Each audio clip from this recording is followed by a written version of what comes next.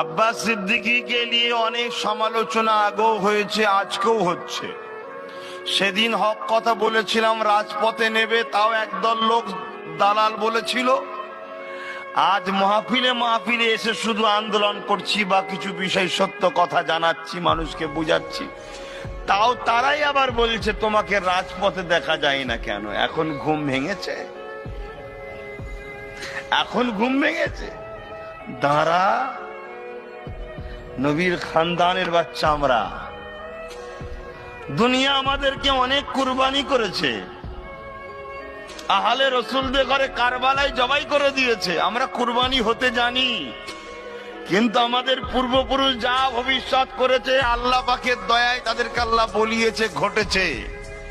সেই নবীর খানদান আমিও বলে যাচ্ছি, যা বলেছি সব একটা একটা করে তোরা মিলিয়ে নিবি, চোখ দিয়ে পানি